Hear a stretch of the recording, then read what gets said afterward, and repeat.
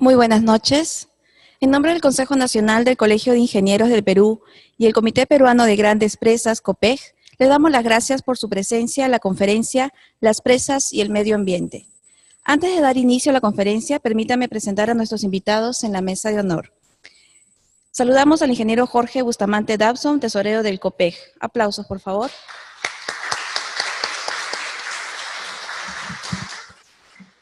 Y a nuestro expositor de esta noche, el ingeniero José Enrique Millones Olano.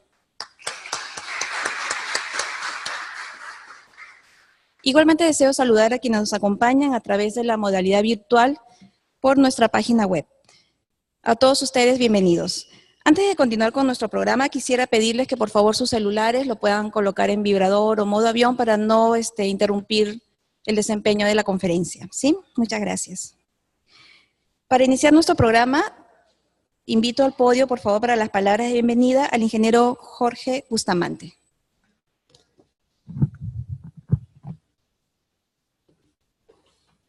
Buenas noches, colegas, señoras y señores. Muchas gracias por estar con nosotros. El COPEG, el Comité Peruano de Grandes Presas, como parte de su programa de conferencias anuales, tiene el honor esta noche de presentar al ingeniero José Millones, ingeniero civil, especialista en temas de medio ambiente. Con el ingeniero Millones nos conocemos en este ámbito de la ingeniería desde los años 80, cuando empezamos a hacer los estudios de impacto ambiental para las centrales hidroeléctricas. Desde esa época ha pasado mucha agua debajo del puente, los estudios de impacto ambiental han cambiado, han progresado, y de todo esto seguramente el ingeniero Millones nos va a hablar. El medio ambiente y el hombre están encontrados desde que el hombre apareció en la Tierra.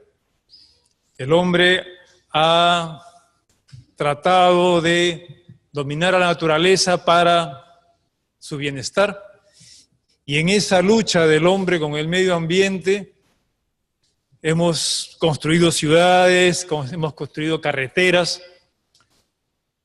muchas obras que afectan al medio ambiente. Dentro de esa lucha del hombre con el medio ambiente por la supervivencia y por la mejora de nuestras condiciones de vida, están las presas que buscan redistribuir el agua para su mejor aprovechamiento. Como toda obra de ingeniería, afecta al medio ambiente.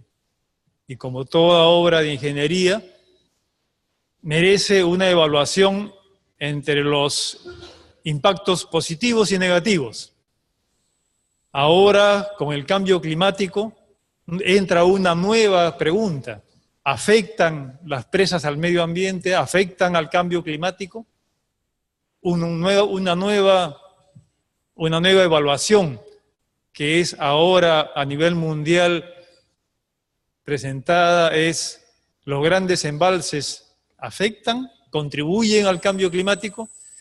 Probablemente todas estas interrogantes el ingeniero Millones nos va a conversar.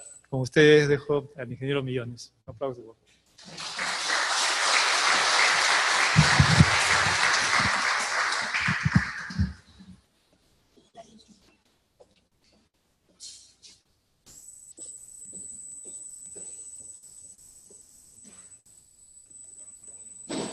Muy bien.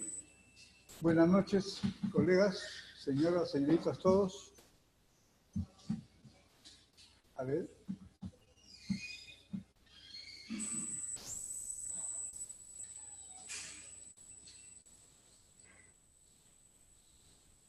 No hay volumen.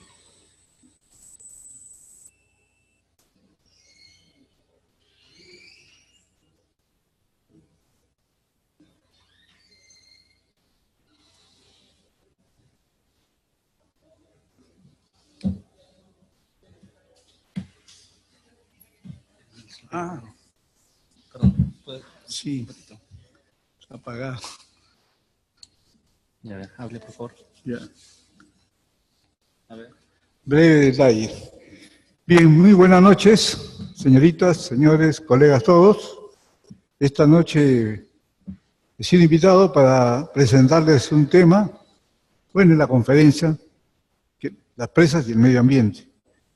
Para lo cual, en la presentación que voy a hacer, la voy a hacer más fundamentalmente de mi experiencia en medio ambiente, como ingeniero civil, que trabajo desde que salí de la Universidad Nacional de Ingeniería, en el año 68, 69, 70, 71, época en que realmente comenzaban las iniciativas, las preocupaciones por el tema ambiental.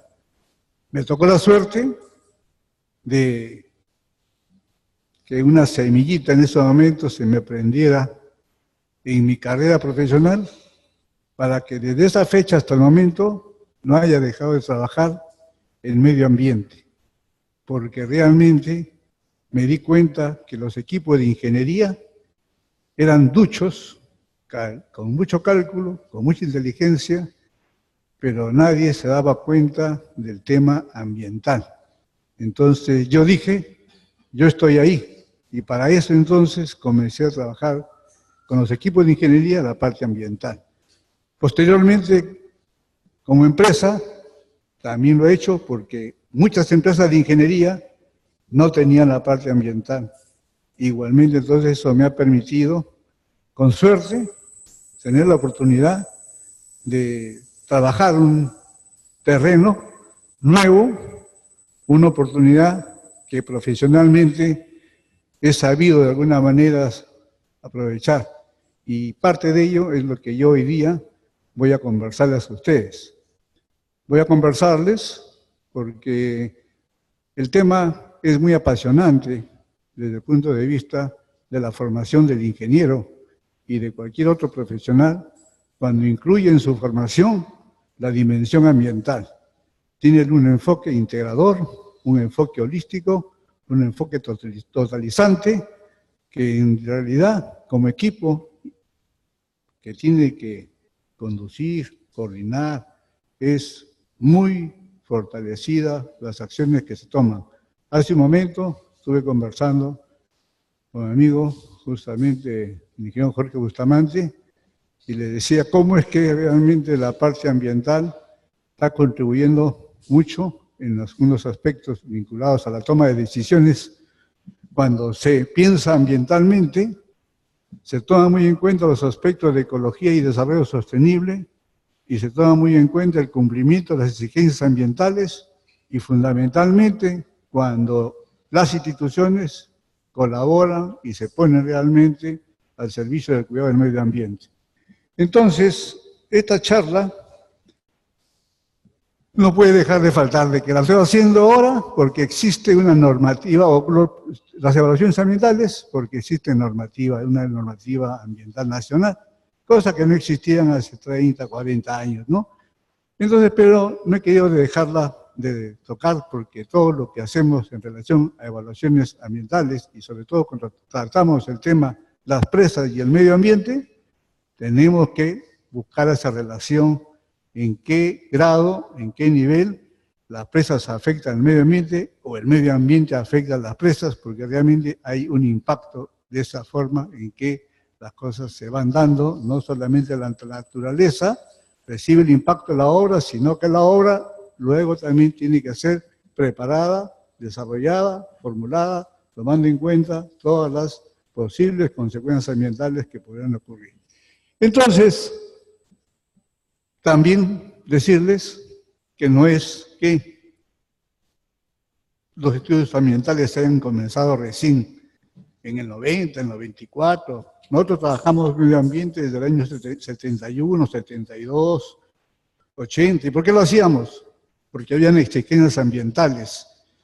Los gobiernos, Estados Unidos, Canadá, Alemania, Inglaterra, Italia, Francia, todos los países, cuando hacían préstamos, se tenía que cumplir las obligaciones y las leyes en los países de origen. Y en cada uno de esos países realmente pues existían leyes ambientales y fundamentalmente la de realizar estudios de impacto ambiental. Entonces, nosotros con el tiempo hemos visto que no solamente tenemos que cumplir exigencias normativas nacionales, sino las que rigen el campo internacional. En una oportunidad, después de haber hecho un proyecto, el gerente del proyecto ya había sido aprobado el estudio de impacto ambiental y me menciona y me dice, ¿consideraste si incluiste las salvaguardas ambientales? Y yo inmediatamente le dije, sí, la del Banco Mundial, sí. Y los principios C4 también. Entonces también quiero decirles a ustedes que tengo que hablarles que hay que tomar en cuenta en las presas y el medio ambiente esta relación que tiene que resguardarse dentro de los cánones que están establecidos para cuidar el medio ambiente. Entonces, vemos pues que estas políticas o salvaguardas ambientales que rigen para todo tipo de proyectos, fundamentalmente cuando son con financiamiento internacional y fundamentalmente la banca multilateral internacional, que son los principios de Ecuador, ¿no? Todos ellos constituyen, vamos a decir, las referencias. Ahí están las obligaciones, ahí están todas las cuestiones relativas a la conservación del medio ambiente en relación a una obra de ingeniería. Y como se trata de presas, entonces tenemos que tener muy en cuenta todas estas disposiciones o relaciones están establecidas. Entonces,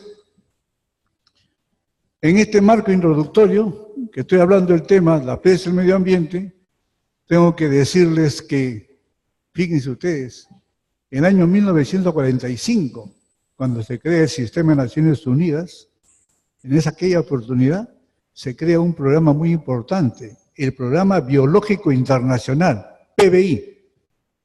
Y así, el Programa Biológico Internacional es una reunión de especialistas en biología que se reunían, trabajaban, realizaban investigaciones, y llegó un momento en que la UNESCO vio de que las investigaciones que se promovían a través del PBI eran investigaciones biológicas en que realmente era la biología por la biología. Y entonces la UNESCO dijo, un momento, tenemos que reformular este programa. Aquí no están preocupándose por el hombre, es el objeto central de las investigaciones biológicas. Y entonces cortó el Programa Biológico Internacional y formuló lo que es el Programa Internacional El Hombre y la Biosfera, que tiene 14 proyectos internacionales. Proyecto MAP, Man and Biosphere, 1, que es bosques tropicales. El 4, que es zonas áridas y proyecto de irrigación. El 6, que es ecosistema de montaña. El 8, que es recursos naturales y material genético que contiene. Y el 10 es impacto ambiental. Es el proyecto MAP número 10. Entonces el Perú participaba en estos proyectos y así se llegó a participar desde el año 72-73, luego de la Conferencia Mundial de Estocolmo en Suecia. Y entonces esta evolución del tema ambiental, pues como ustedes ven, en el siglo pasado ya ha tenido pues realmente un enorme desarrollo, y en este nuevo siglo realmente para la conferencia del nuevo milenio ya se va plasmando y se han llevado a cabo muchas más reuniones y los avances se han logrado cristalizar de una forma tal en que realmente el campo de investigación y el desarrollo del tema ambiental es tan amplio que prácticamente confluyen todos los especialistas, todas las actividades se centran fundamentalmente en la preocupación de conservar el medio ambiente y con los principios que ahora existen del concepto del desarrollo sostenible, hace fortalecer mucho más que los proyectos deben estar pues en íntima relación con los sistemas de vida natural. Y en ese sentido voy a seguir señalando a través de estas láminas cómo es que realmente he hecho una presentación de los últimos años con respecto justamente a lo que ha sucedido en nuestro país con relación a presas, que es el tema de esta reunión, de esta tarde. No me he dado cuenta que aquí también tengo mi ¿cómo se llama? Para mirar, porque aquí no veo bien. Entonces, a lo largo de los últimos 40 años, desde la primera evaluación ambiental, sí, efectivamente, Electro Perú tenía un proyecto que era justamente la elevación de la presa Upamayo. Y entonces, en esa oportunidad, se comenzó a trabajar este proyecto de impacto ambiental con Electroperú, pero también el año 2010-2011 apareció otro gran proyecto que justamente fue el de la presa Inambari, que era justamente otro proyecto que está en estos momentos como uno de los proyectos que no ha podido continuar, no se ha desarrollado por todo el proceso de evaluación ambiental a la cual se someten todos los proyectos para que sean de alguna manera evaluados ambientalmente con la participación de la población.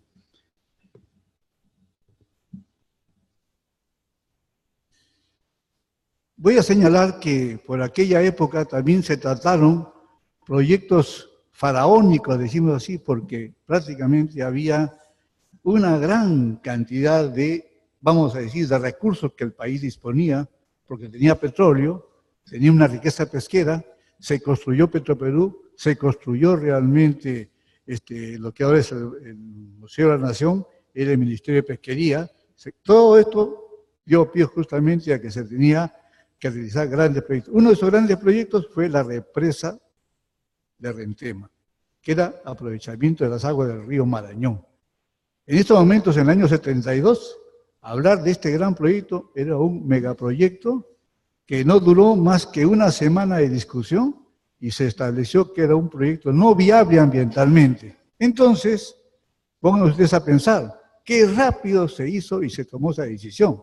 Claro, porque realmente pues era evidente que el río Marañón, con una presa baja, iba a inundar gran cantidad de tierras cultivables, iba a inundar centros poblados, iba realmente pues poner en riesgo una obra muy importante como es el oleoducto norperuano, y más aún todavía teníamos el problema de que se estaba haciendo la carretera de penetración Olmo-Marañón con financiamiento del BID.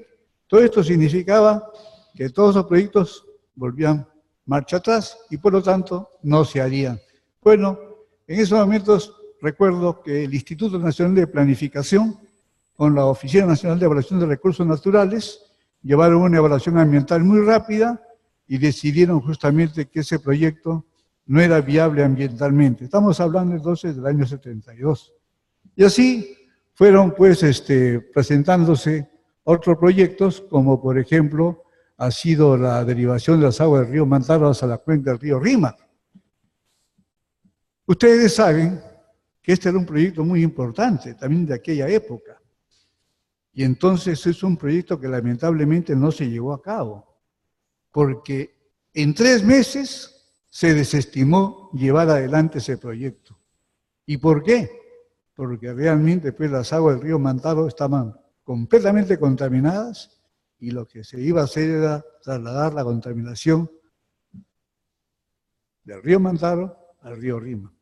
Pero si esas aguas no hubieran estado contaminadas, ustedes se imaginan la cantidad de energía que tendríamos nosotros en el río Rímac con el agua que realmente se hubiera trasvasado, la enorme energía hidráulica, energía barata que se hubiera tenido, prácticamente Lima sería otra, sus aguas hubieran irrigado muchas pampas, no estarían prácticamente como ahora pobladas, sino que estarían verdes, fértiles como son en estos momentos la zona de Charimochi, que es prácticamente una de las ventajas que tiene un río cuando no está contaminado y que puede realmente a esos niveles que puedan poner en riesgo la inversión en el país.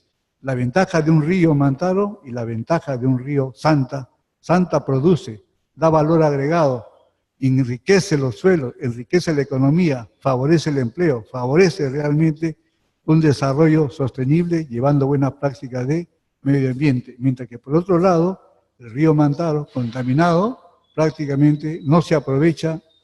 Ustedes saben que la ciudad de Huancayo no aprovecha una sola gota del río Mantaro. Entonces ustedes se podrán imaginar cuál es el aporte de un río con respecto a otro río. Entonces ahí son cuestiones que tenemos que deslindar la responsabilidad en las instituciones, en las empresas que hasta la fecha no han hecho nada por descontaminar el río Mantaro, que es un importante recurso para la economía nacional. Todas estas cosas son cuestiones que plantea de alguna manera el asunto que está vinculado a esa relación presa y medio ambiente, porque está el recurso agua, el recurso hídrico, el recurso tan importante, y de esa forma hemos ido viendo cómo en los procesos de evaluación ambiental ha habido diferentes formas de intervención del Estado, cumpliendo estándares ambientales nacionales e internacionales. Y prácticamente en todo este devenir, en todo este tiempo, su desarrollo se ha venido dando en términos de lo que, recuerdan ustedes la época de la Alianza para el Progreso, que era hablar de crecimiento económico. Luego, posteriormente, se hablaba ya con la escuela estructuralista de la CEPAL, prácticamente se hablaba de desarrollo socioeconómico, y es a partir ya de la reunión de Nairobi, de Río de Janeiro, cuando comenzamos a hablar ya de desarrollo sostenible.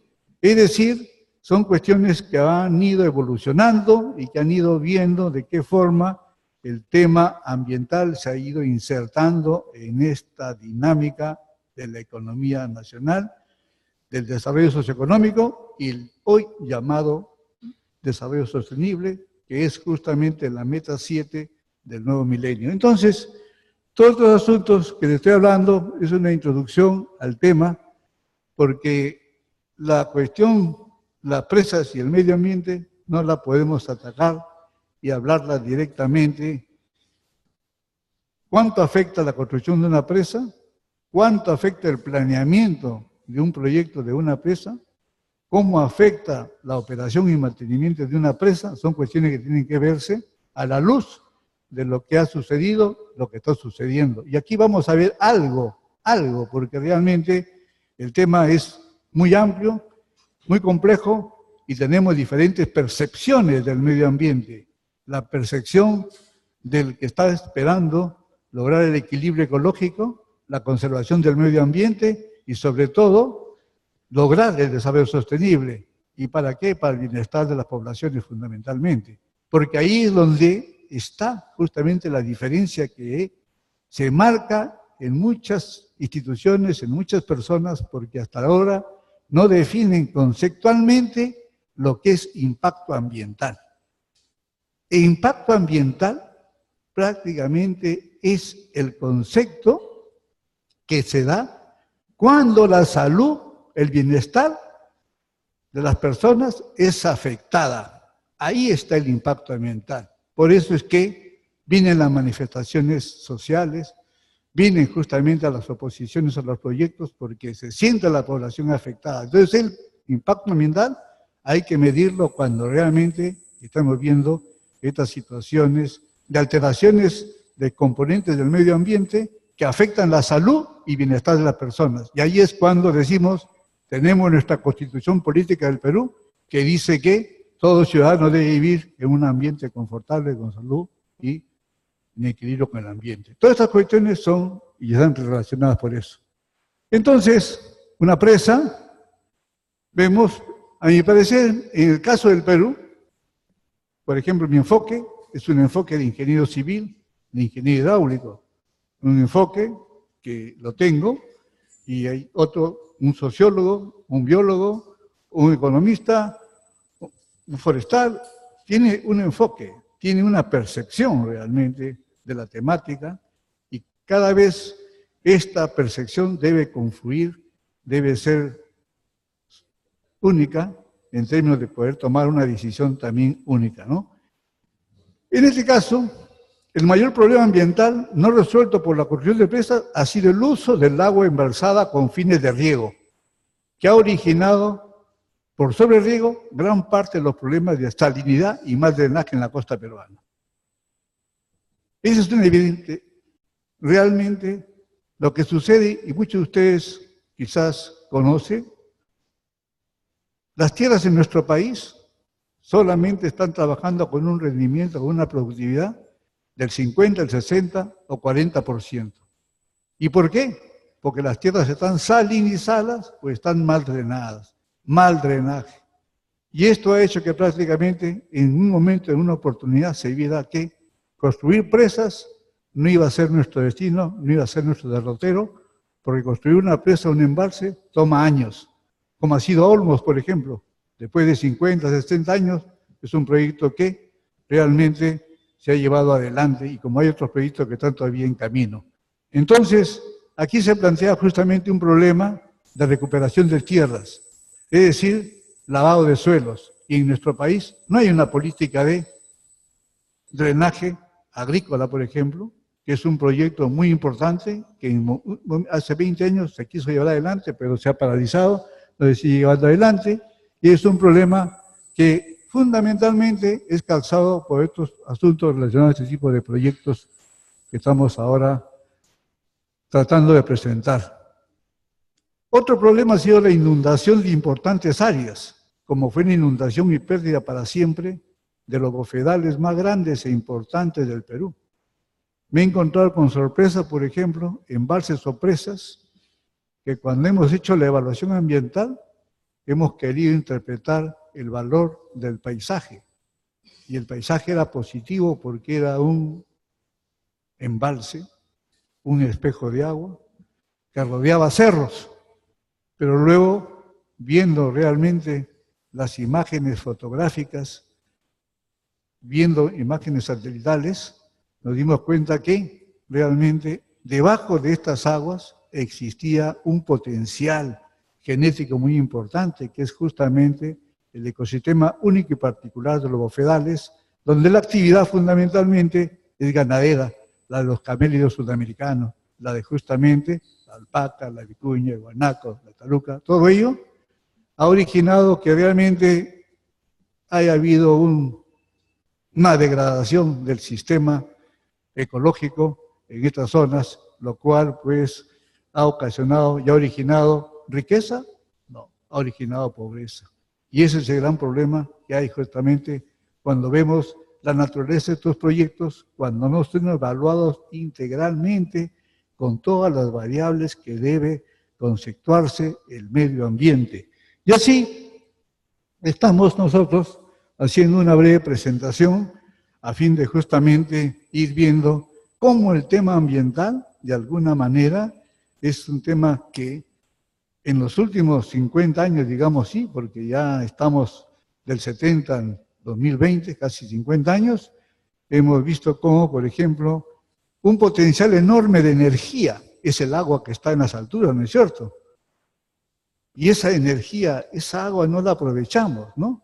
Y en su momento, las aguas del lago Titicaca no eran aprovechadas ni por el Perú ni por Bolivia, porque no podían tomarse las aguas antes que las aguas lleguen al lago o después que las aguas salgan del lago.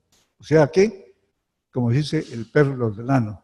Entonces, tuve la gran oportunidad de participar en este proyecto el año 92-93, que es el Plan Director Binacional de Prevención de Desastres y Manejo de Recursos Naturales de la cuenca endorreica del sistema TDPS, Titicaca, Desaguadero, Popó, Salar de Caipasa, con un equipo tripartito, italiano, francés y español. Y entonces fui contratado para hacer los estudios de impacto ambiental. Y con el PEL, en esta oportunidad, con el proyecto especial Lago Titicaca, se determinó algo sencillo, pero se tenía que dar un pronunciamiento. Es decir, del 95 al 98% de las aguas del lago Titicaca se evaporan. Es decir, ¿por qué tener agua almacenada si esa agua almacenada realmente se evapora? Solamente se aprovecha 2, 3, 5%. En ese momento dijeron, Perú y Bolivia, tenemos que usar las aguas antes que lleguen al lago. Y después, antes que se vayan al Salar de Caipasa y se pierdan. Entonces, tanto Perú como Bolivia han comenzado a tener sus proyectos. Perú tiene sus proyectos de irrigación, que justamente están en la zona de Ilave, ¿no? Todas estas cosas han venido trabajándose en proyectos de riego en Ilave y Lagunillas, y todas estas cuestiones prácticamente plantean el reconocimiento que existía una deseconomía del agua, es decir, era un problema justamente por la pérdida por evaporación del 95 al 98% del agua embalsada. Estas cuestiones que son así generales como estoy planteando, son cuestiones que tienen que irse involucrando en esta relación presa y medio ambiente. Porque aquí estamos hablando de evaporación en un lago, ¿no es cierto? Que no estamos hablando de una presa, pero es un almacenamiento de agua. Cuando hacemos una presa, estamos frente a un almacenamiento de agua. Es un espejo de agua, ¿no es cierto? Entonces hay un problema. ¿Cuál es el problema? El problema de evaporación, que hay que tomar muy en cuenta. Y eso lo vamos a ver después. Cómo hay proyectos que pueden ser muy baratos, con muy bajo costo, pero que se almacena gran cantidad de agua. ¿Pero a cambio de qué? A cambio justamente de cortar el agua para aguas abajo, para que se siga aprovisionando a las poblaciones que puedan aprovechar ese recurso. Y en cambio, dejándolos arriba, perdiendo por evaporación, como vamos a ver luego de esta presentación. Entonces, cuando hablamos inicialmente de Upamayo, y cuando realmente no había evaluación ambiental que se haga, el río Mantaro, ustedes saben de dónde nace, ¿no? El río Mantaro nace de la laguna Upamayo. Y cuando se construye la central hidroeléctrica de Mantaro, se tiene que hacer una presa, la presa de Upamayo.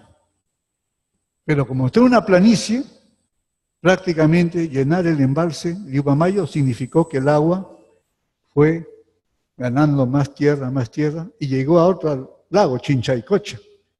Entonces, Upamayo y Chinchaycocha ahora es un solo lago, el lago Junín.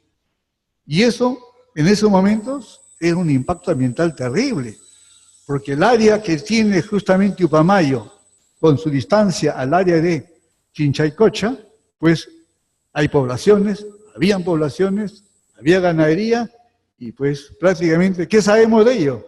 Tuvieron que correr seguramente cuando el agua comenzó a subir.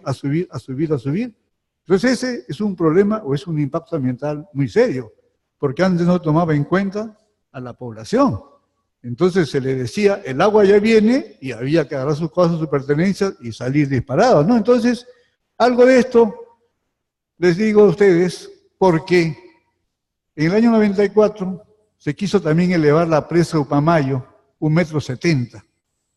Época en que estoy trabajando en este proyecto, y entonces determinamos que prácticamente pues iban a suceder una serie de cuestiones que hicieron desestimar que la elevación de la presa Upamayo se diera por cuanto se iba a inundar aproximadamente 7.2 kilómetros del ferrocarril Junín-Cerro de Pasco, iba a haber inundación de la carretera Hondores-Junín, iba a haber inundación del sector donde se ubican ruinas arqueológicas, se iban a inundar 90 viviendas. Bueno, son algunas cuestiones que se dieron, además también porque hay otra situación en cuanto al lago Junín, que ustedes saben que Sedapal, Electroperú y Centromin en ese tiempo tenían injerencia. Entonces, las únicas acciones que tenían que llevarse era siempre y cuando las tres entidades se pusieran de acuerdo para llevar acciones de remediación.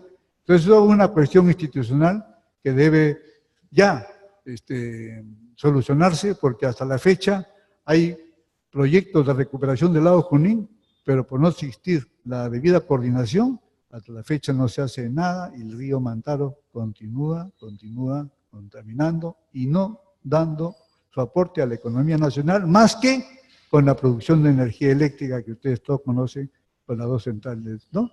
Todas estas cuestiones entonces nos va hablando un poco más. Otro proyecto, el proyecto agroenergético Pasto Grande, año 94 también. Qué coincidencia, les hablo del 94 de Upamayo, 94 Pasto Grande, y en esta oportunidad, por ejemplo, este proyecto tenía una cuestión que está relacionada al cambio de la fisiografía, al cambio del paisaje. ¿Por qué? Es una obra que se hizo con 6 millones de soles, es lo que me cuentan, una pequeña presa, pero que implicaba casi un almacenamiento de 400 millones de metros cúbicos. O sea, una gran área inundada. Cuando uno dice, ¿cuál es el costo de almacenamiento de agua de Pasto Grande es 0.000 tantos centavos de dólar, o sea, baratísimo. ¿Pero a cambio de qué? Estos de acá, por ejemplo, son bofedales los más grandes que tenía el Perú, el bofedal de Pasto Grande y el bofedal de Ácora. Todo esto eran superficies de ganaderos, superficies de pastizales, superficies de una población que se desarrollaba, vivía en condiciones realmente favorables con su economía ganadera que tenía. Pero con el cambio de uso, digamos, de ese suelo que se transformó en un lago, ya prácticamente la población ya se convirtió de ganadera a pesquera, porque le sembraron alevino de trucha y su dieta proteica cambió completamente. O sea, son cuestiones que la vemos desde ese punto de vista. Ahí está lo que es justamente el proyecto Pasto Grande.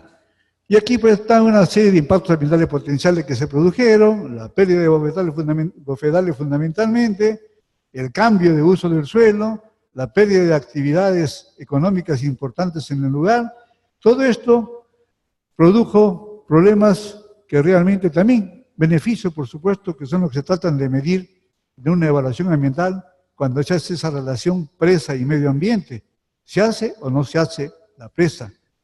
El proyecto se lleva adelante si es que los beneficios superan los costos de los impactos negativos, cuando son minimizados, evitados, rechazados. Entonces esa es una cuestión que realmente se plantea en todo tipo de relación presa y medio ambiente. El lago Junín, igualmente, toda la zona roja que ven, prácticamente son la zona de bofedales, la zona de toterales, todos estos aspectos, y la parte azul es la parte del agua, es decir, el lago asciende y desciende. Y entonces se va a ver cómo prácticamente el lago, ¿no? La configuración tiene sus terrenos, sus zonas planas, y estas son las áreas que quedan luego expuestas. Y a 4.000 metros de altura, 2 de la tarde, 3 de la tarde, 4 de la tarde, todo eso prácticamente es una cantidad muy grande de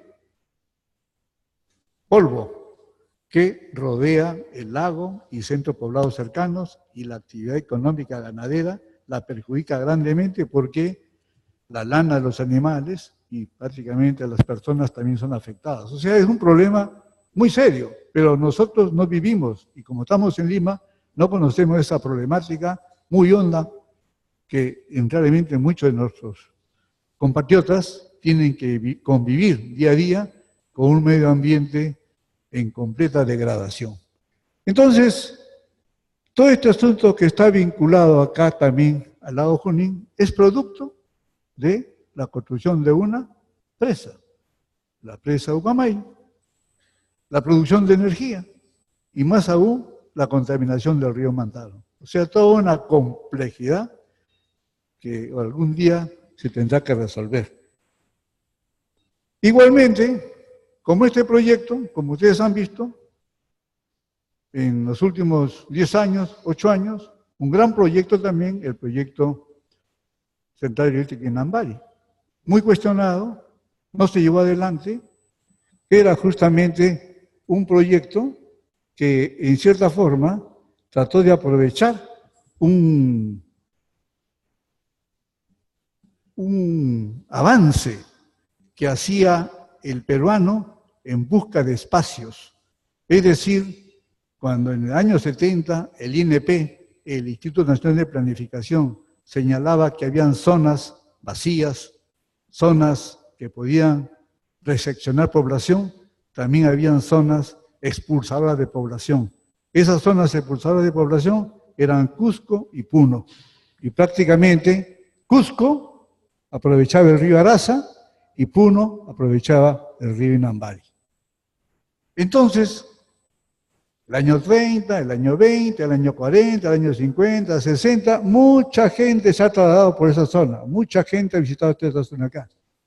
muchas personas se han trasladado a Puerto Maldonado, Madre de Dios. Y en ese trabajo ha deforestado toda esta zona que corresponde justamente a toda esta área que está acá. La ha deforestado y quien no conoce pues de vegetación, como yo también no conozco de vegetación, porque yo veo verde y es verde, qué bonito. Pero cuando hablas con un forestal, con un biólogo, te dicen, mira, de esas ramas, de esas hojas no hay frutos, no sacas para leña, no sacas para nada, prácticamente es un bosque sobreexplotado. Entonces, esta zona es la zona sobreexplotada. Y eso es lo que en este proyecto se trataba de alguna manera de aprovechar para la generación de energía eléctrica con la central hidroeléctrica de Inambari. Y además, porque todos ustedes saben que en esta parte, en toda esta zona, está la minería informal. Entonces, que ha contaminado el río Inambari y el río Araza.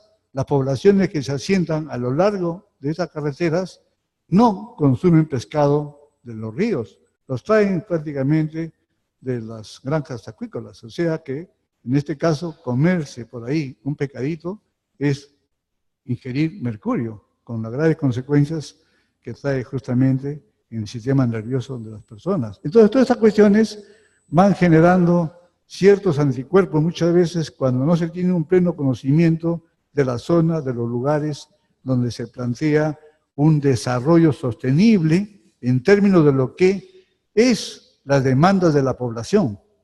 Trabajo, demanda de la población, oportunidades de empleo en sí, pero para generar riqueza. Y en este caso eran 5.000 millones de dólares que se iban a invertir en el sitio y se iba a lograr una explotación de 220 megavatios. Por supuesto, todo esto debería hacerse dentro de los cánones propios, que es pues la no corrupción, porque en ese momento también se veía un problema muy serio, muy ligado al gobierno brasileño, porque la energía iba a ser comprada por Brasil. Porque ustedes saben cuánto consumimos nosotros de energía comparativamente con Brasil. Si ustedes ponen un número, quizás digo, Perú, 5.000 megavatios. Brasil, ¿saben cuánto? 135.000 megavatios. Esa es la enorme diferencia que existe en el mercado eléctrico de demanda energética al año 2010, 2011, cuando se hizo este estudio, este trabajo. Entonces hay una serie de cuestiones que uno tiene que decir, bueno, yo puedo manejar este proyecto, pero lo voy a manejar ambientalmente. ¿Y manejar ambientalmente qué significa? Comprometer a las regiones de Cusco, Madre de Dios y Puno, para que las autoridades regionales hagan lo que es el apropiado manejo de cuenca hidrográfica, para que la cuenca hidrográfica, bien manejada, pueda dar la cantidad de agua en calidad y en cantidad, permitiendo de esa manera generar riqueza, como es Iguazú en Brasil, como ustedes han visto, el atractivo turístico que tiene. Aquí en este lugar, prácticamente teniendo la interoceánica, teniendo Cusco y teniendo Puno, tendríamos prácticamente grandes posibilidades, no solamente de desarrollo energético, sino de desarrollo turístico. Pero esto se tiene que ir conversando, discutiendo, y no muchas veces sometiéndonos a los juicios de la población, que muchas veces no conoce realmente lo que son los horizontes de planificación de corto, mediano y largo plazo, que necesariamente el hombre necesita para superar el nivel de desarrollo en que se desenvuelve. Si no hacemos obras de ingeniería, si no hacemos proyectos, prácticamente no vamos a tener recursos para poder ser los motores, la palanca del desarrollo. Y en ese sentido, este proyecto está visto de esa manera, muy cuestionado, muy discutido, pero yo puedo decirles que trabajé este proyecto y sabemos que prácticamente los investigadores, los biólogos que trabajaban con nosotros, habían estimado que esa zona nunca fue poblada. ¿Y por qué nunca fue poblada? Por las altas precipitaciones. No había y no hay una etnia local en toda esa zona. Y los únicos pobladores que existen son los pobladores que están en la carretera, que son los que van ocupando los migrantes. y que residencia en el sitio tienen 6, 8, 10, 12 años hasta que pasan al otro lugar, pero que realmente no son los nativos. Los nativos en la zona no existen, no hay comunidad. ¿Y por qué? Por las altas precipitaciones que hay en esta zona. O sea que prácticamente sitio despoblado y que a la fecha esto se ha convertido, miren, cuando yo veo, digo, ¿con Inambari o sin Inambari? ¿Qué es con Inambari y qué es sin Inambari? Con Inambari, prácticamente el proyecto hubiera sido la solución a los problemas del narcotráfico, de la minería del oro, la minería informal. Sin Inambari, ¿qué tenemos? Tenemos justamente la minería informal y el narcotráfico, que tienen dos carreteras importantes, que son la interoceánica, que viene del Cusco y que viene de Puno hacia Bolivia, hacia Brasil. Entonces, estamos frente a situaciones que tienen múltiples facetas, múltiples aristas. Es ahí donde es importante que intervengamos la mayor cantidad de especialistas. Esto no es propiedad o para que lo resuelva una especialidad. Son las diferentes ingenierías, las diferentes carreras sociales, ciencias sociales, ciencias económicas, ciencias biológicas, ciencias forestales, ingenierías todas. Entonces, de esa forma vamos a lograr realmente propiciar un mejor desarrollo en nuestro país. Todas estas cosas nos llevan a plantearles ciertos planteamientos que se dan en obras de ingeniería en grandes proyectos. Un ecosistema natural es modificado, es cambiado a un ecosistema artificial. ¿Eso qué implica? Implica trastorno del sistema, los componentes cambian necesariamente, se producen una fragmentación del sistema ambiental.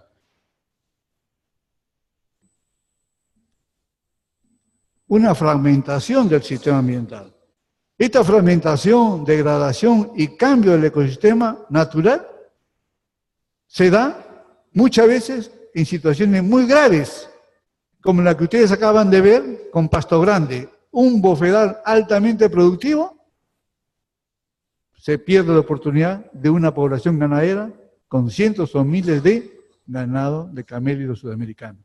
Pero mientras que en este lugar, en este otro sitio que acabamos de ver, esa degradación ambiental se da sobre un ecosistema intervenido, un ecosistema modificado, un ecosistema deforestado, un ecosistema sin riqueza genética, que prácticamente hay que poner en la balanza de hacer o no hacer la obra. ¿Se protegerá o no se protegerá mejor con un embalse? Bueno, no quiere decir que esa sea la solución también. Merece una discusión, porque ahí vienen otros problemas que hay que atacar. Viene el problema de la migración de peces.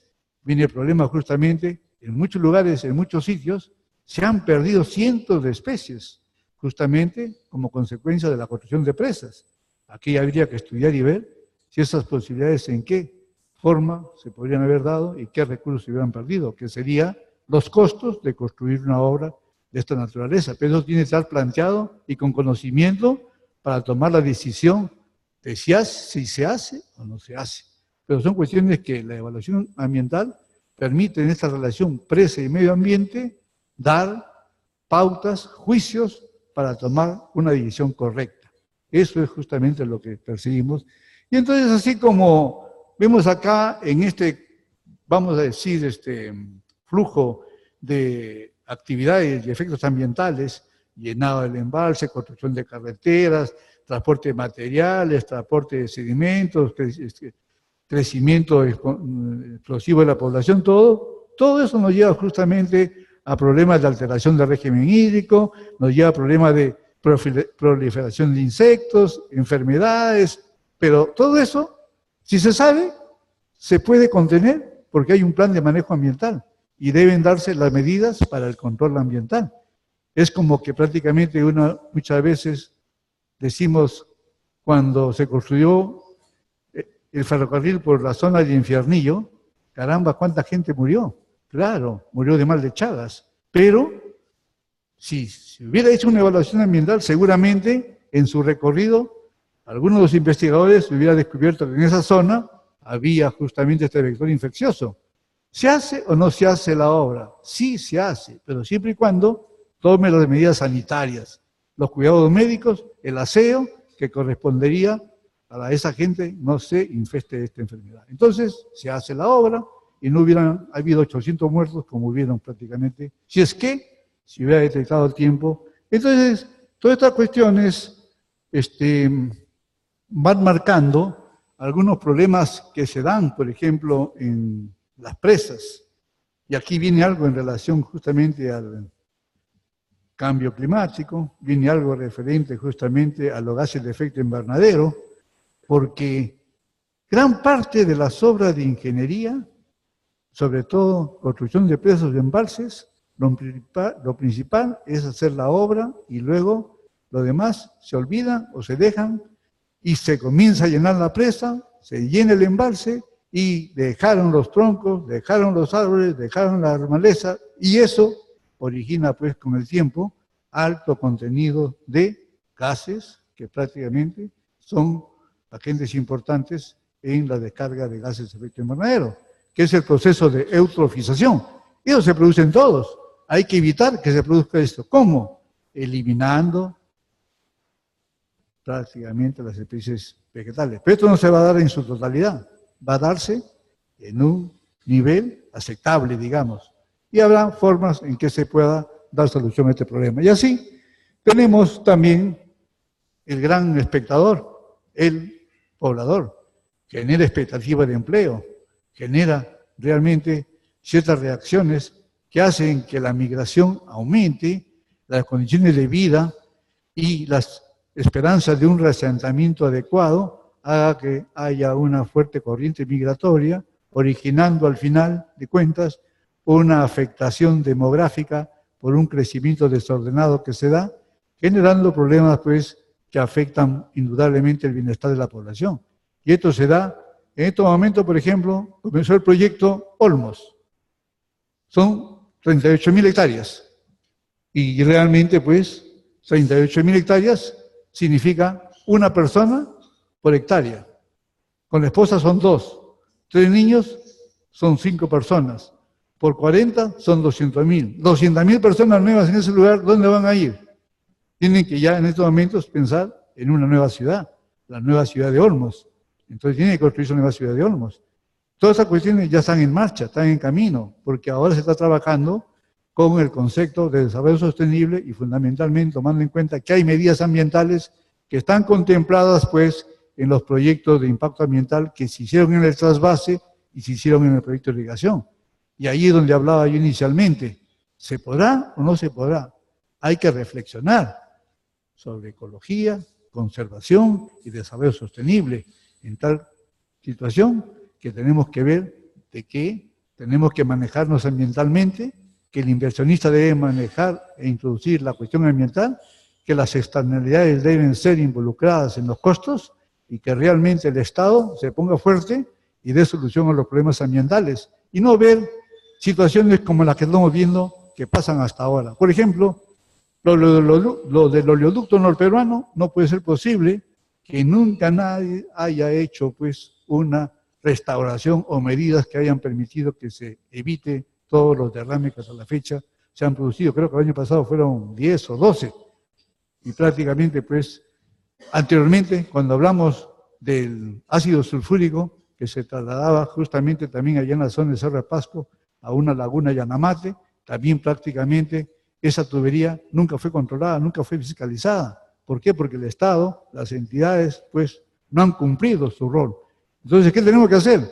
Se hace la obra, se aplican medidas ambientales, se hace que el inversionista pague debidamente los costos ambientales que involucra la obra y se tenga un Estado fuerte que haga cumplir todas las disposiciones. Ahí entonces estaríamos hablando de una obra ambientalmente sostenible. Mientras que no se den esas 4 cosas, prácticamente seguiremos siempre batallando contra los problemas que ocasionan las presas, porque esto ha venido sucediendo hace muchos años y muchas veces con beneplácito, digamos así entre comillas, de instituciones financieras como el Banco Mundial, Banco Interamericano, CAF y otras entidades más, que hasta la fecha, por ejemplo, han intervenido directamente o indirectamente en los asuntos que es la corrupción que todos conocen a la fecha. No puede decirse que esta gente estuvo al margen realmente de toda esta problemática. Entonces son cuestiones que tenemos que tomar muy en cuenta, que ahí es donde reside el gran problema.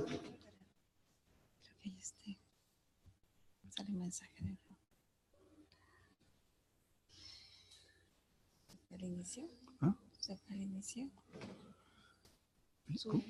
Ya. Bueno, entonces, en la primera parte de mi presentación, yo iba a poner algo, pero luego decidí, mejor lo dejo después. Es la represa de Asuán. Miren, corría el año 65, 66, 67, 68. Yo estaba en la universidad. Era hidráulico y seguía el proyecto Represa de Asuán. En el 70, ya egresado todo, interesado, me puse a ver que el problema no era la estructura hidráulica.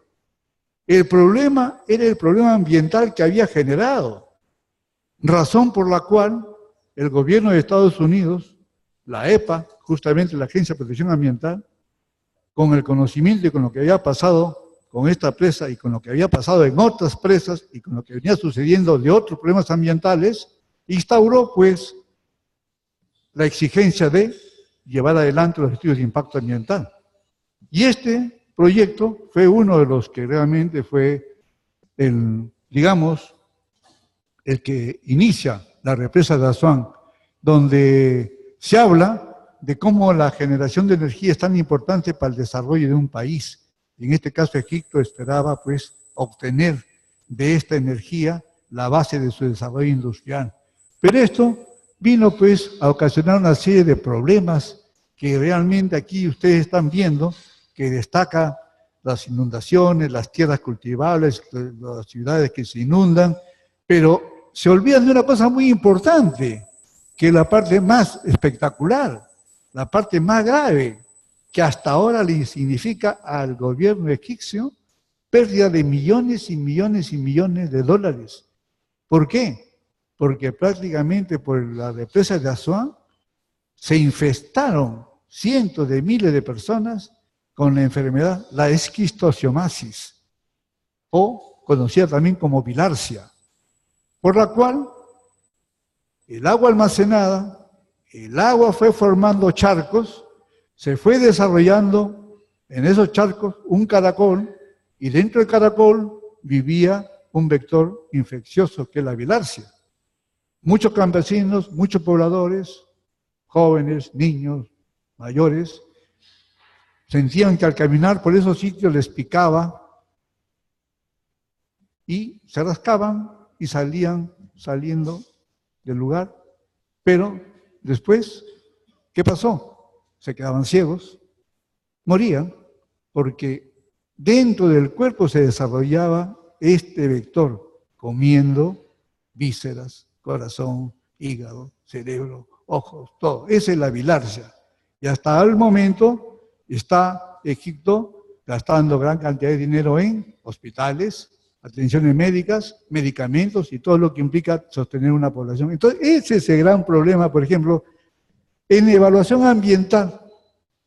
¿Cómo podemos nosotros medir esto en términos de salud y bienestar que afecta pues, a tan numerosa población? Si lo medimos con solamente 20.000 tierras inundadas, es muy diferente. En este caso, ¿cuánto vale y cuánto cuesta ese valor cultural que se pierde? Tampoco le podemos poner un valor, ¿no es cierto? Son cuestiones o juicios que tienen que darse a nivel de los que toman decisiones. Entonces son cuestiones muy importantes a tomar en cuenta y por eso quería señalarles todo este proyecto que justamente tiene mucha lectura ahí. Otra gran obra ahora últimamente, que es la Tres Gargantas, que ustedes saben, un gran proyecto. Es un proyecto que cuyo embalse llega de aquí a Trujillo, 700 kilómetros, tiene prácticamente que controlar inundaciones, es para el transporte, la navegabilidad y sobre todo lo que ha ocasionado es el desplazamiento de cientos de miles de personas, casi 1.300.000 personas han sido desplazadas, pueblos que han sido inundados. O sea, esos son los efectos de una mega obra como esta, que es justamente la que estamos hablando de Tres Gargantas, como ustedes ven acá, ¿no? Los detalles prácticamente están referidos fundamentalmente acá a los aspectos de desplazamiento de población, inundaciones que se han causado y que nosotros desde lejos Vemos el tema como la presa de las tres gargantas. Es como acá vemos el problema del oleoducto, porque estamos en Lima, no estamos en la zona. No estamos bañados de petróleo, como hay muchos pobladores que están bañados de petróleo. No estamos en La Oroya, donde está toda la gente también con problemas de contaminación atmosférica. Lo vemos desde lejos y no sentimos realmente estos problemas ambientales que se producen y que son importantes verlos como una entidad que debe preocuparse mucho más por el tema ambiental. El tema es muy amplio.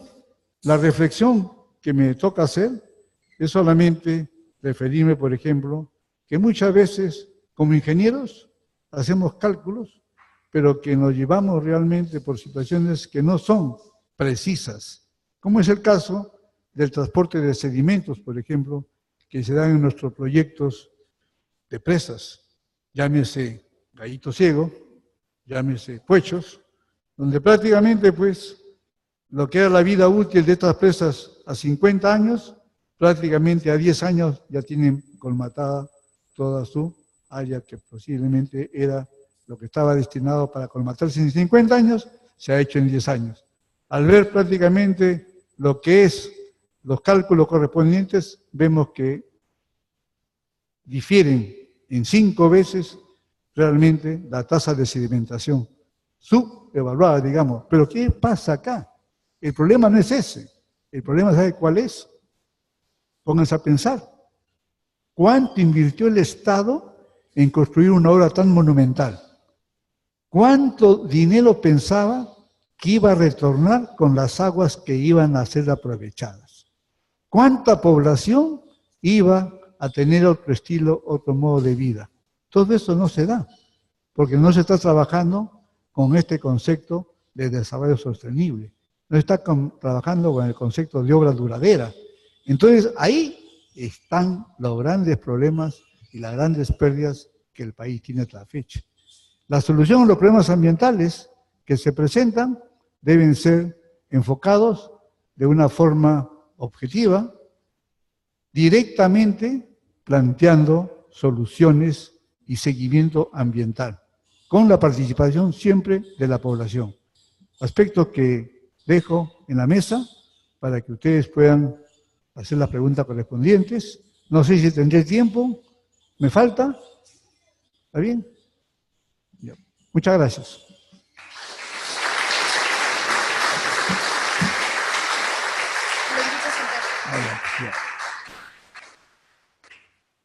Ingeniero Bustamante también nos acompaña.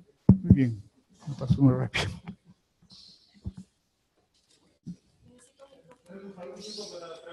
Sí.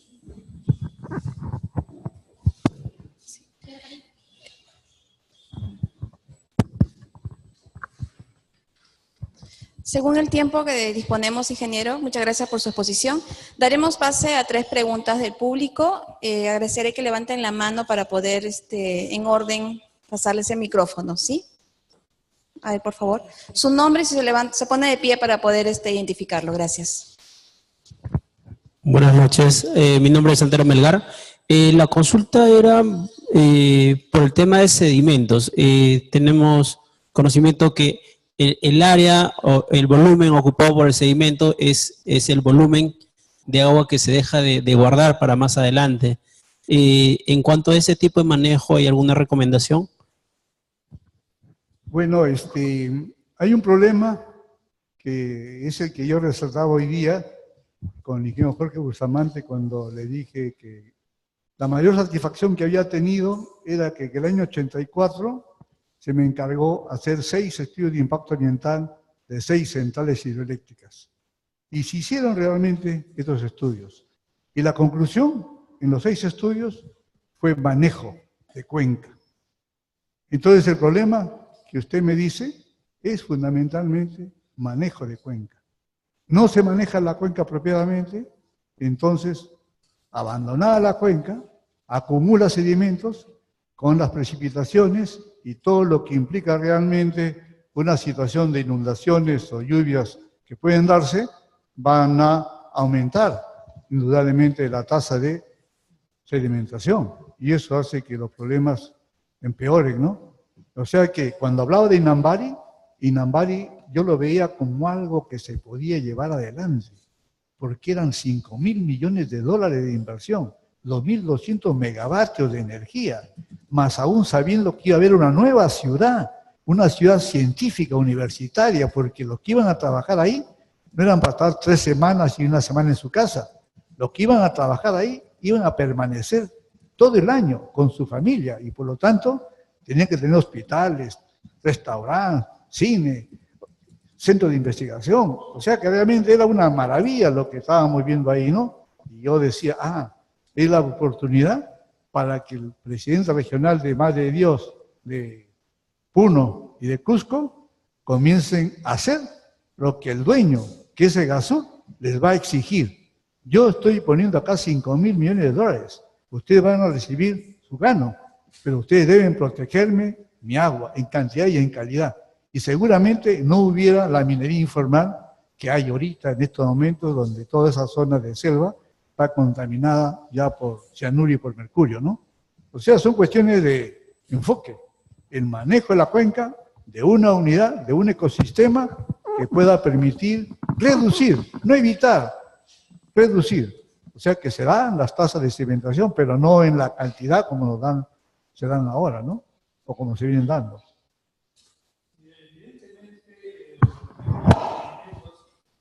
Tiene que ver con el manejo de la cuenca, pero también con el diseño de la presa.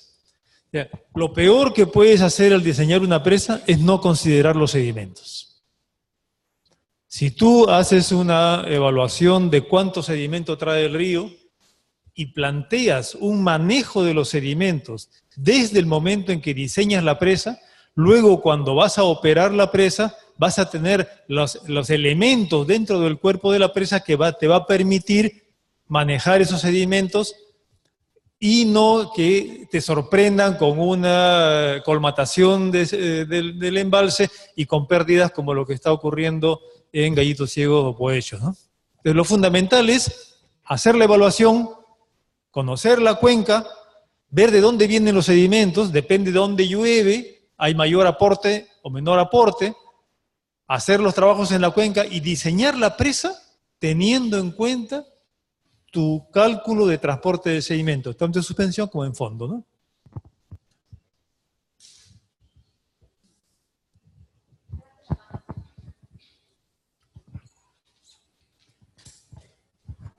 Hola, buenas noches. Mi nombre es César Saldarrea.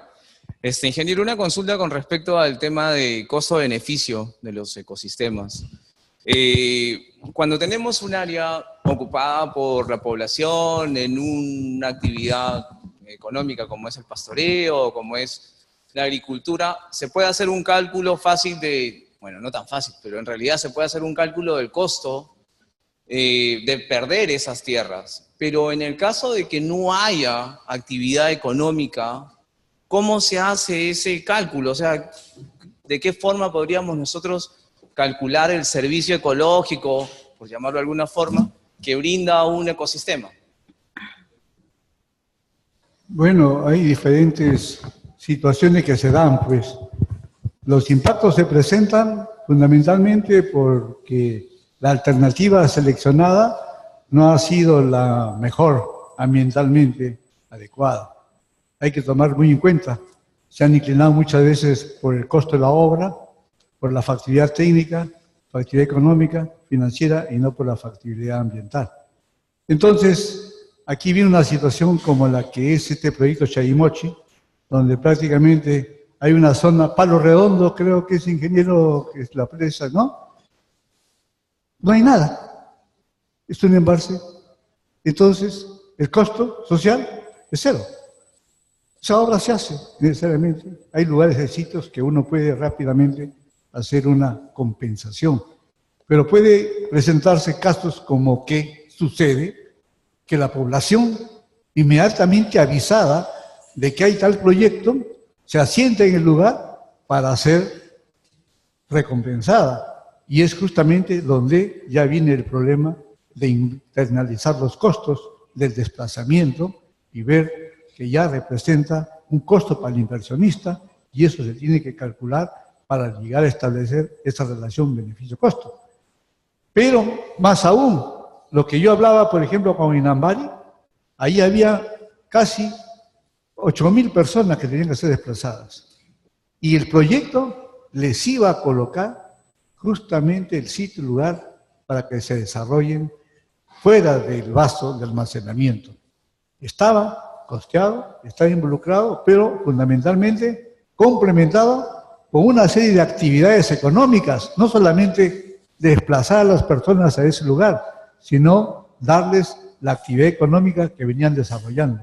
Todas esas cuestiones son pues tratadas ahora en los términos de los planes de compensación y el reasentamiento involuntario, ¿no?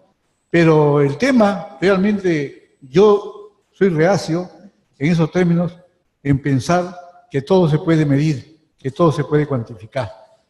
Yo he sido profesor de la Universidad Nacional Mayor de San Marcos en econometría.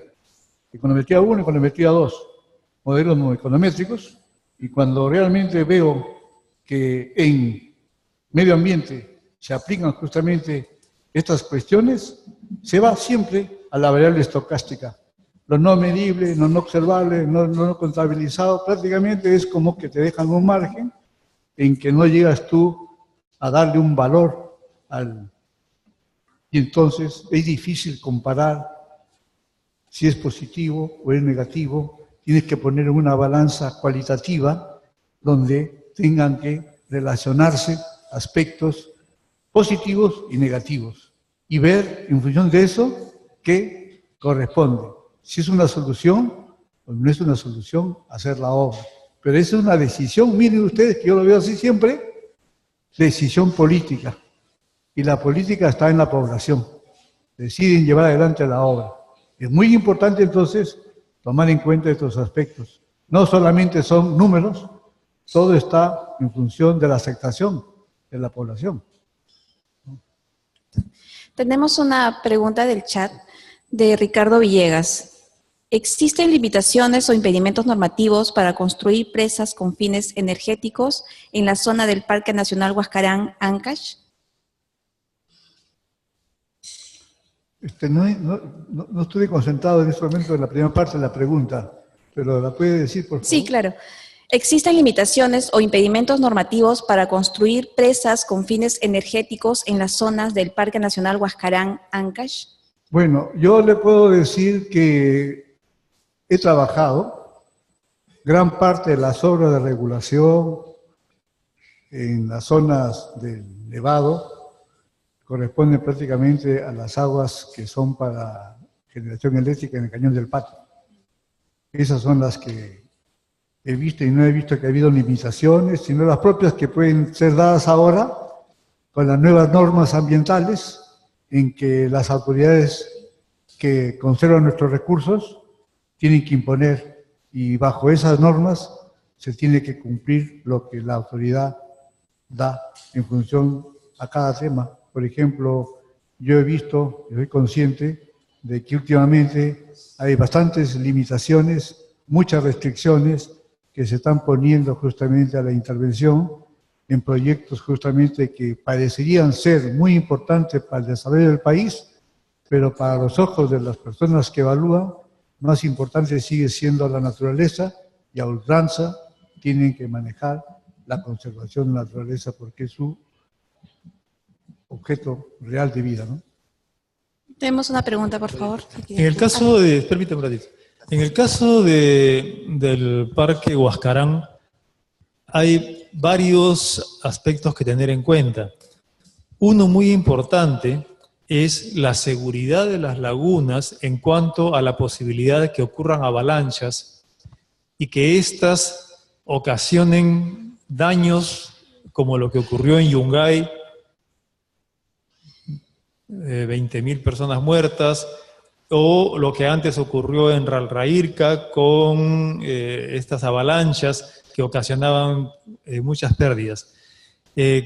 Con el deshielo o la pérdida de glaciares que está ocurriendo por el calentamiento, están naciendo lagunas en los glaciares.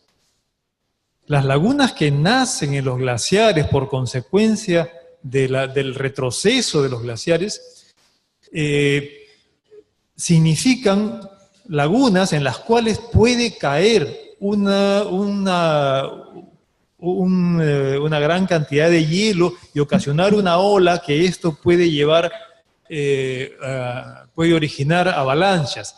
Entonces el tema de seguridad también tiene que tenerse en cuenta. O sea, no solamente es preservar la naturaleza, sino también evaluar la posibilidad de que esa naturaleza signifique un peligro y este peligro se convierta en riesgo para las poblaciones que están aguas abajo. Entonces, toda esa evaluación tiene que hacerse en conjunto y no solamente es preservar la naturaleza por preservarla, sino también tener en cuenta las consecuencias que puede tener en cuanto a un posible riesgo, ¿no? Por favor. Buenas noches, mi nombre es Daniel Munares. Una consulta, en estas grandes presas, ¿cuánto tiempo toma el hacer ese estudio de impacto ambiental? ¿Cuáles son las variables que definen ese tiempo y en qué etapa del diseño lo hacen? ¿En la factibilidad, en la ingeniería final? David, bueno, como siempre se menciona, se indica, en la vida útil, más que nada vida útil, en el ciclo de un proyecto, desde la idea misma, se debe hacer una evaluación ambiental. Perfil, prefactibilidad, factibilidad, estudio definitivo y de obra. Pues cada una de ellas debe estar incluida la dimensión ambiental. Por ejemplo, cuando fue mi participación inicial, dije, la central hidroeléctrica Pongo de Rencema, o presa de Pongo de Rencema. Eso fue una idea. Esa idea fue evaluada ambientalmente. Como idea, no se hace. La otra, trasvase de las aguas del río Mantaro al río Rima, fue una idea espectacular. Más agua para el río Rima, pero se evaluó ambientalmente. ¿Por qué? Porque fue una idea. O sea, las ideas deben evaluarse ambientalmente. Las decisiones tienen que tomarse no solamente para una obra de ingeniería, sino para cualquier tipo de decisión que se tome. Por ejemplo, en el año 90 hubo el famoso ajustón de medidas económicas.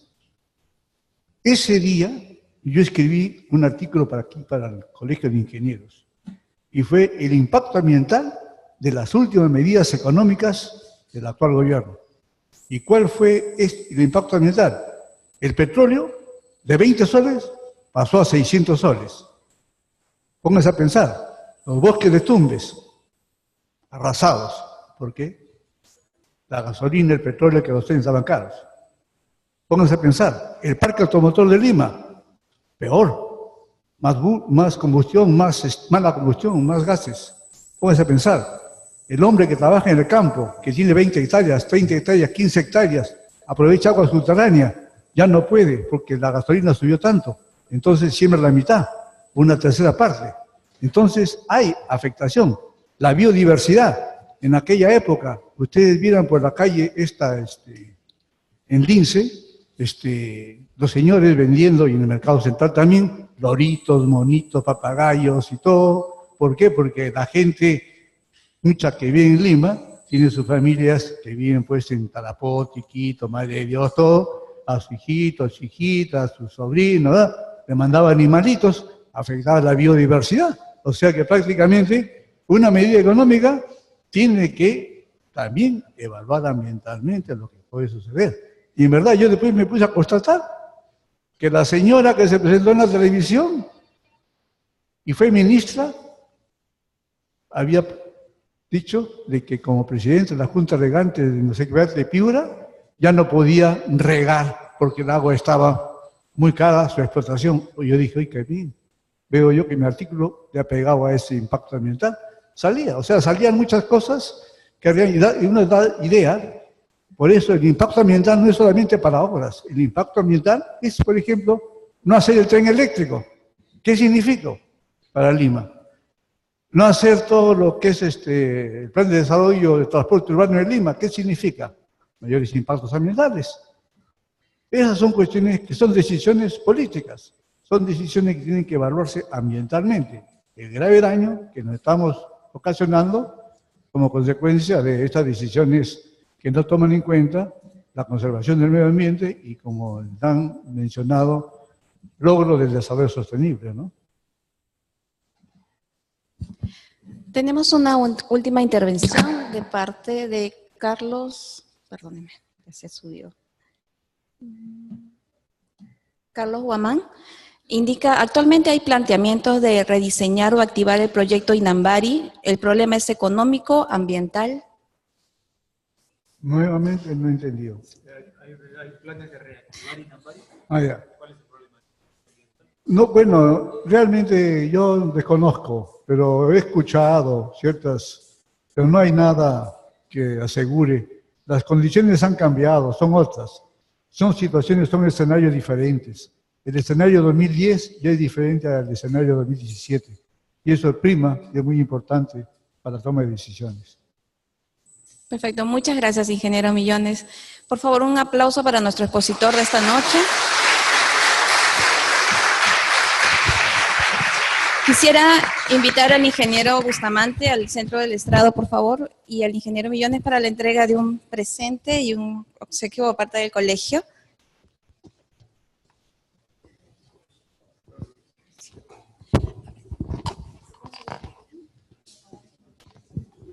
Permítame, por favor. Usted le entrega, por favor. De parte del Colegio de Ingenieros es un certificado de agradecimiento por compartir con nosotros sus experiencias.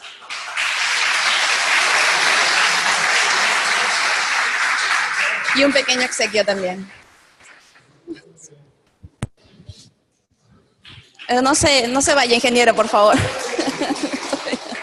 Todavía tenemos un pequeño presente. Un recordatorio de parte de COPEG para usted. Si lo puede abrir para que pueda tomarle la fotito. A ver si fue.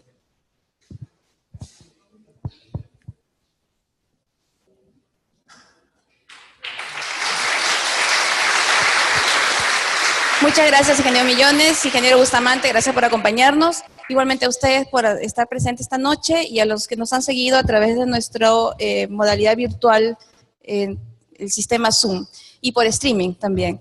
En nombre del Colegio de Ingenieros y COPEG, los invitamos por favor a un pequeño break en nuestro patio de la cafetería. ¿Sí? La salida está por el lado izquierdo, así que los invitamos cordialmente. ¿Izquierdo? Por favor, los invitamos. Muchas gracias. Muchas gracias y buenas noches.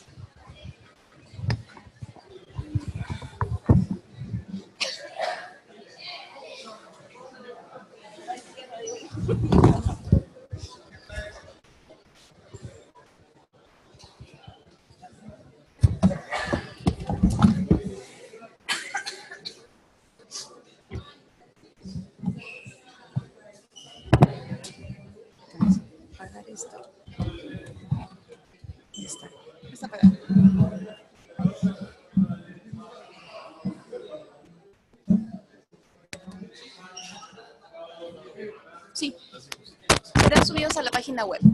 Sí, muy probable que entre mañana o pasado mañana.